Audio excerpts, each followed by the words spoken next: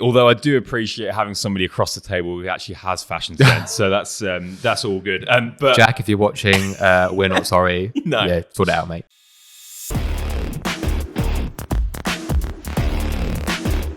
we have an exciting episode today, mainly because I'm not joined by my brother, and therefore I will not be getting into any arguments about anything. And I'm actually joined here by our new creative lead, Henry. He normally sits on the floor and records us, yet today he has been promoted figuratively and literally to the table to discuss all things content and social media today. Before I introduce you properly, Henry, in one word, can you summarize how you feel to be on probably the most prestigious and famous podcast in the world, the Fitpreneur podcast? Well, I mean, it's an honor. And it feels weird because, like you said, I'm used to sitting literally right down there. Yeah. And having to multitask, look at the recorder, look at the cameras, look at the lights, make sure everything's working properly in the recording is quite stressful. Yeah, but I'm glad to be here. What makes today even more unique is the fact that Tom is actually in Hadley as we record this. Tom, as you know, is our studio manager in Halstead. So it very much feels like we're doing almost like a revolving door of roles within the company, whereby you are sat here talking to me, Jack's away somewhere on holiday, and Tom is here. So I feel like Tom probably should perhaps take your role, sit on the floor and actually record us, although he doesn't really look like he's that interested in doing that. He's currently over there reading. So little does he know, though, he is coming on the pod next week. We're announcing that. We're going to have a coach special next week, and Tom's going to be the first guest. Do you know what? That's not actually a bad idea because I'm away next week. So basically, we're not half-arsing things here at Revamp. So Jack's away as we speak. I think he got back this morning. I'm away next week. And this is something we always like to do, especially with a big push of a big campaign. For example, we just opened up the studio recently. Doing all that work within such a condensed period of time means that it's important that you take a little bit of time to yourself after where you can. So he's gone away. I'm going away next week. That's why the podcast at the moment is probably not as it is usually. But hopefully we can still provide a pretty good episode anyway for you. So, with that said, Henry is our new creative lead. I say new creative lead. He's kind of been working with us since we opened here at Revamp, probably about a year or so ago. So the role is not new to you, but you've started to do a little bit more in terms of your week to week at Revamp. So you start to see us more. So obviously, I don't know whether that's a good thing or a bad thing. It depends during the week if it is good or bad. I mean, first of all, it's good. Majority of it's good. What I like the most is getting to know the behind the scenes more, and also the members, just getting to know the members more, because they're used to seeing me maybe twice a year. Yeah. And then now I'm seeing them every week, and I'm getting to like how you know them. I'm now getting to know them a similar sort of way, which is really good. That's so important as well, because obviously, somebody working out, the last person they want to see is somebody with a camera, because it's oh my God, I'm working out, I'm so sweaty, I'm I've just woken up, why have you got a camera in my face? But I think that they're made more comfortable knowing that it's somebody at Revamp, right? Somebody who's not necessarily outsourced, somebody that they haven't just gone and grabbed for a day shoot or whatever. It's somebody who's in the community. They know who you are. They know you by first name terms. In fact, the other day, one of our members actually said to me, Jake, is that your older brother? So, the fourth, is it four? You got three. Yeah. Two older brothers. Yeah. One of whom obviously is Jack. Yeah. The other whom is Joe, funnily enough, all J's. She goes, I thought I saw Joe the other day. I said, did you? She goes, yeah, he was walking down the street, holding a camera, wearing baggy jeans and New Balance. Was yeah, that is definitely not Joe. No. But hey ho. So yeah, in terms of your role, we talked there about the background stuff, all this kind of thing. My idea isn't for this podcast to be you telling me how great we are, because I also want you to maybe talk about some of the downsides or some of the elements of the role which perhaps maybe you didn't consider. And obviously, I haven't got a gun to your back or anything like that, so it's all good. As well as some of the stuff that perhaps you've learned straight away? Because obviously this is what you're now about a month into this new role. Yeah, this is week 5. Week 5, yeah. and you already had to take a week holiday because it was too much. That's right. Yeah, I forgot about that. But yeah, so technically 4 weeks. Yeah. So the idea is your role is creative lead.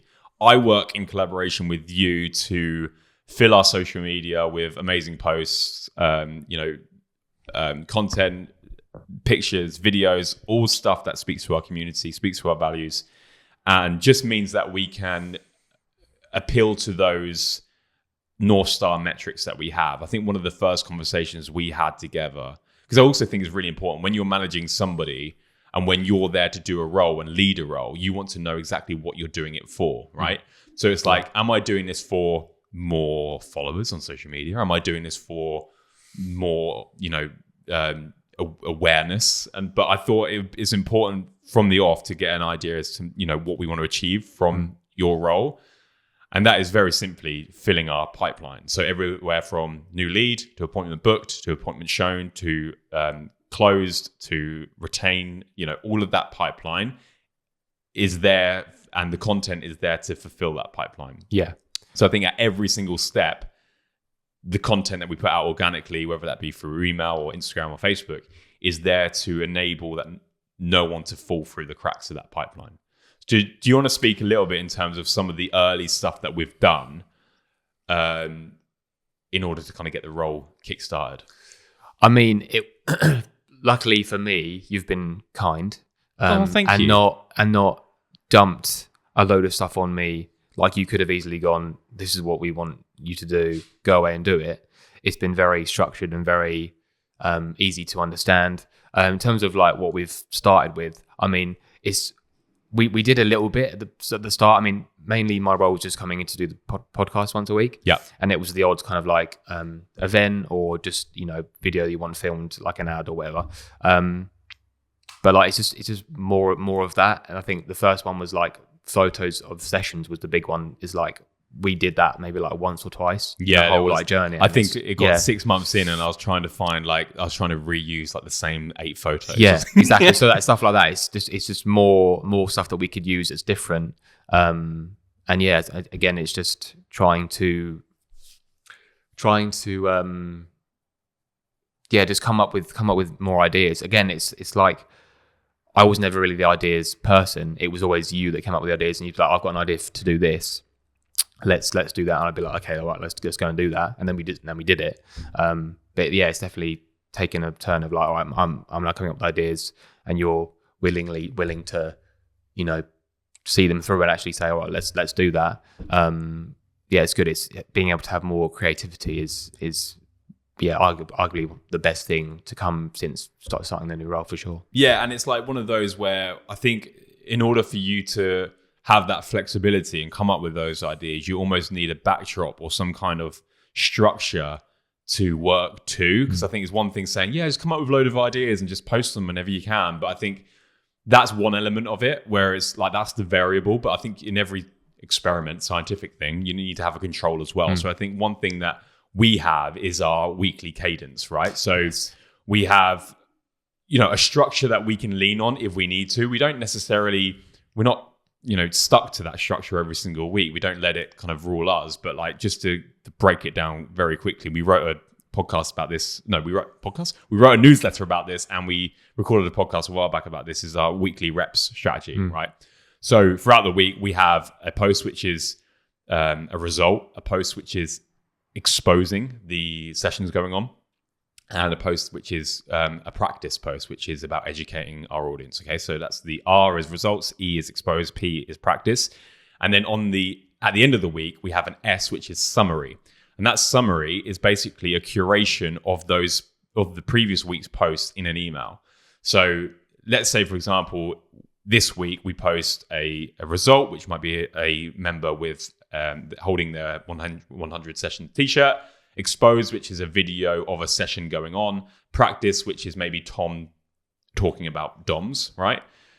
And then what I would do next week is take those 3 posts, put them into an email to our entire list, linking back to those original posts. So it adds a nice flywheel where we can get people to obviously take an action and book a consultation via the email, but also move them back into Instagram or back into Facebook so they can gain a little bit of context over that post, follow us, look at our stories, all that kind of thing. Yeah.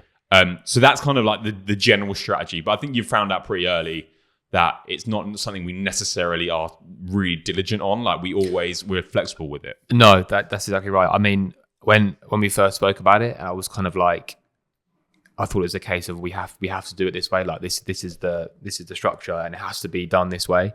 But like I found out quickly, sometimes it's easy just to go with what's natural and what comes up. So if it means that we miss an E part of the reps or a P of the reps, and that's like, it's not the end of the world. It's just try and fit it in where we can. Yeah. But another thing was also trying to pick up those certain areas that we were lacking in. Like I remember speaking about the practice part of the reps. Like that was one area that we were, you were struggling with to find content for, and that's sort of my job, is to try and find ways to sort of pick that up. I sort of starting to do like exercise tips and stuff. So that's just one way we can start picking it up. But there'll be loads more ways, and hopefully we can get to a point where it becomes regular. Like the reps is like how it was originally designed to be. That's how it is. But it's just work. I mean, again, it's just trying to work out that, because again, it's only been 4 weeks, 5 minus a week of holiday. But it's one of those where like, your role not only is about creating the posts and scheduling them and all this kind of thing, but it's also it's logistically tough too, right? It's because you can't produce content on your own. And I think the mistake a lot of companies make when they outsource content creation or social media management is it's very much like, cool, yeah, you go off and do it, but they don't support that role at all. No. There's that funny video, isn't there, that always goes on social media of like when your social media manager turns up to your workplace and all the employees are trying to hide. Yeah. And we wanted for you to feel like you can approach anybody in the company to get involved in content. That's one of our big beliefs here at Revamp, is that everybody has to be a team player. So if you're on board as a coach, whether you're a coach, the cleaner, the studio program designer, whatever, you have to be willing to do your part and actually be involved in the content, because that is, a value that we have. So one thing that we did internally, and I'm not sure whether you knew about this or not, but obviously we introduced you to the team, but we also made it very clear that if you are turning up to any sessions, that you are made to feel welcome. If you ask coaches to be involved in any other content, there isn't any questions necessarily asked from them in terms of like, do I have to, and all this kind of thing. It's like, yeah, I'm happy to do it. Just instruct me, tell me what I need to do, and I'll do it. So I think that's important for you in order for you to do your job well. Yeah, definitely. And also just in terms of that collaborative approach, where I always talk about our daft model. And I made the joke with Tom just now, where it's like every single task within the business goes through a process where we do it first, we automate it, we then finesse it and make it better. And then finally we teach it or we train it, right? So for your role, at the beginning at least, it was very much like me doing it and you doing it. And then it got to a point where actually we could automate some of those processes. I think there's one point where I made the whole thing like way harder than it needed to be, and I kind of pulled back. Yes, that's the journey. Yeah, that's exactly. You got to figure it out. That is about doing it first and automating it first, and then we finessed it, and now I feel like it's getting to a point where everything is looking very streamlined. To a point where we can then teach it, and that's about storing playbooks, allowing you to then refer back to things that you can then use to, further your role. Yeah. But like in terms of that process that I just mentioned, what we go through is a workflow where we ideate first. So we come up with an idea, and that's something as simple as just capturing an idea on social media. We see another post from another gym or another personal trainer or whatever. We're like, oh, I like the look of that. Store it, capture it in our Notion workflow. That then goes into an idea column. And then from that idea column, that then goes over to assigned. And that is either assigned to you in order to actually lead that piece of content, or to me if it requires me to lead that piece of content. So an example of where things changed, obviously, when it comes to just general ongoing content, you're the leader of that stuff. When it comes to like funnel, acquisition, ads, all that kind of thing, I'm the leader of that stuff. So depending on what piece of content it is, it gets assigned to you more often than not. And then from that process, it then goes to in progress. And that's when you actually start working on the thing, right? Yeah. And then from in progress, it then goes to in review. And that's where I will get a notification. I'll have a look at everything. We'll go through stuff together if we need to. We'll make amendments, revisions, all that kind of thing. And then finally it goes to schedules. And then we obviously allocate a day for it to go out. I feel like that's working pretty well at the moment. Hey, quick one from us. If you're enjoying this episode, you'll love our free weekly newsletter. It's for current and aspiring studio owners who are looking for the latest growth hacks to sign up more members and keep them. It's a quick 2-minute email covering the stuff we're testing in our own gyms. So you'll be getting access to what's working today. If you're interested, you can join 3,500 gym owners and go to thefitpreneur.com and subscribe. That's thefitpreneur.com. Anyway, back to the episode. I think, yeah, it is. It means that there's no confusion about who's doing what when it's being posted, what the actual subject of the content is. It's just literally all there. By the way, Notion is just like, I know you've had a big part into creating our Notion workflow as to what it is, but Notion itself is like game changing. Yeah. So, oh God, just the UI, UX of that platform just baffles me. It's so like, you can bend it to your will in a way, like to make it exactly how you want it to I've be. got a database for databases. Yeah. Like that's how far I'm into this now. Yeah. What did you say we were talking about earlier with Tom about loving all of that, like techie, behind the scenes, like, workflow, funnel, all of that stuff that's your bag. I feel, and I think we should do another podcast on this soon. In fact, Henry, just replace Jack. I think. Yeah. I think that's basically Fine. what I'm saying. Well, how about everyone just goes and you just talk on your own for an hour about all that stuff, but like about ChatGPT and all that stuff. Yeah. That is a part of the business that I feel like we're growing rapidly at the moment in terms of the back end, the operations, and that's something that, looking back on our 2 years of running Revamp, the last 6 months that's been heavily involved with that side of things, and it's been really challenging. But I feel like we're starting to grow a huge asset in Notion, where you can refer to playbooks, you can refer to kind of flow charts of how we drive value in the business, all this kind of thing. Everybody has their own team space, and it's looking pretty good. So I'm going to do maybe like a breakdown or a detailed overview of definitely that's a good idea. It just also means that we're future proofing ourselves for when it comes to the point where I need to then teach someone else how to do what I'm doing. It's just all there, like ready to go. Like there's no problem. 100%. Henry, talk to me about some of your inspirations. Long story short, we went out for a coach's team dinner for Halstead about a month ago. I think we spent probably most of the night talking about films and directors. Yeah, just me and you. Like, no one else is there. Yeah, at the time.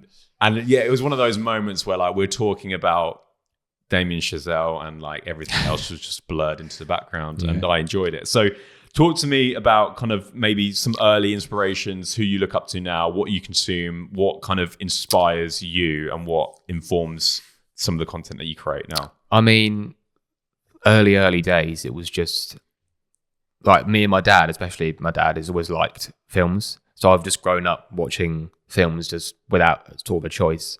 Obviously grew to then really like it and go to cinema and stuff. To this day, like the cinema is like one of my favorite places to go. That sounds really sad. No, do you go on your own? I used to go on my own. I go on my own a lot. Yeah. And why don't we go together? Yeah, I used to go with my nan as well. Like she loves it as well, so I even went back as far as her.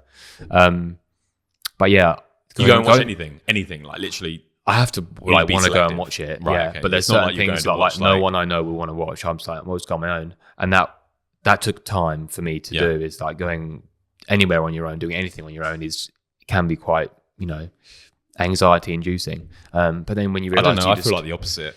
It depends who you are, I guess. But like for the cinema, it's easy because you just walk in a room and it's dark, and then it doesn't really matter. But maybe going like to eat on your own is different. But so films, that's just consumed a lot of films. Just a lot of media in general. Like I play video games a lot.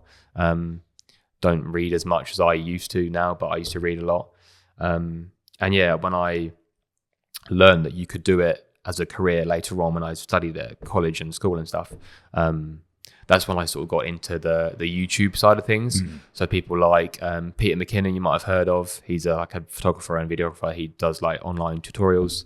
Those sorts of people, I would say I learned most of what I know now from just being self-taught, just watching hours and hours of YouTube tutorials. In terms of like for the 5 years. actual technical skills, or more in terms of actually the output? Both. I learned the basics, technical basics at college, just like how to use a camera and how to take photos and how to take videos. And edit was that was the what I learned the most then. And then everything beyond that was just what I learned online. Just what if I wanted to know how to do something, I'd just look it up on YouTube, and there was a video on there of it, which I suppose is lucky for me because that's a relatively new thing. Like you weren't always able to then just go and Google stuff and learn how to use it. You'd have to like figure it out on your own. But yeah, I did that for like 5 years, and then decided to do it as a job to freelance, and here we are. I mean, for just 4 years in January later, doing it full time. But sorry, I've gone off a massive tangent there about what I was going to say is I think like one of the things that shone to us from the beginning is the approach you took in terms of working with us, right? So you just talked about technical skills, being, hugely creative, following your passion, loving what you're doing. But I think that's not necessarily the whole thing, right? You need to be able to have the confidence and just being able to face potential objection by putting yourself out there. And one thing you did with us back before we launched location number 1 here in Hadley is very simply you just DM'd us and you said, look, if you guys are looking for a video guy, then you can have a look at my page. Like, I'd love to be able to talk about potentially working with you guys.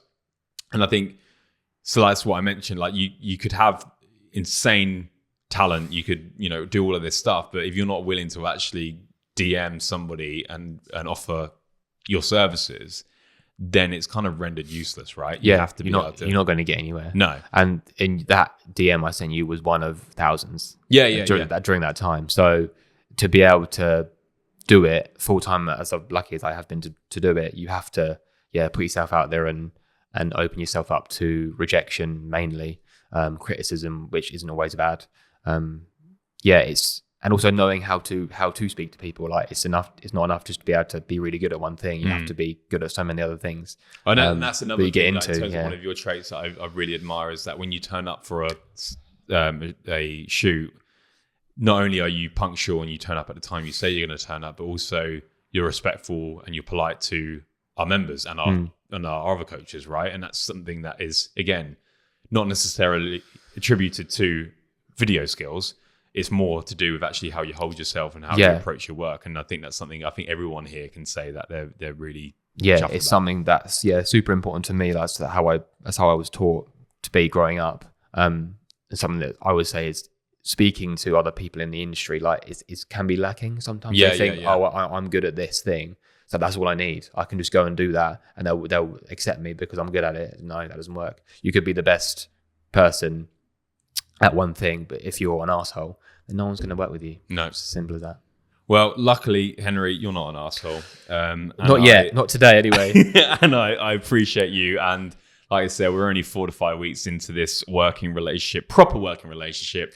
Yes. And it feels like we're already making strides. I think we looked at our metrics earlier, and like obviously the general pipeline metrics are where they should be, but equally the social media stuff is all pointing in the right direction. It's all green. So I think it's going to be exciting, like the next kind of year or so, as we open up more sites, as we do more fun events and all this kind of thing. Having you a real part. I mean, we ordered your actual Revamp stuff yesterday. It's not official until I'm wearing the Revamp. I mean, I'm not now, so how dare I? But exactly. Although I do appreciate having somebody across the table who actually has fashion sense. So that's all good. But Jack, if you're watching, we're not sorry. No. Sort it out, mate. But no, appreciate you, man. Looking forward to seeing all the other stuff that we put out on our socials. Yes. And thank you for jumping in and filling Jack's spot today. Yes, thank you. I know it's not something you usually do. It's usually, you're like I said, you're on the other side of the camera. Yeah. But I appreciate it. But it's fun. Amazing. Yeah. Cool. Who wants to do the line? Do you want to do the line or should I do the line? Do you want to do the line? I don't know if you can do it. You can do it. All right. That's the pod. Perfect. See ya.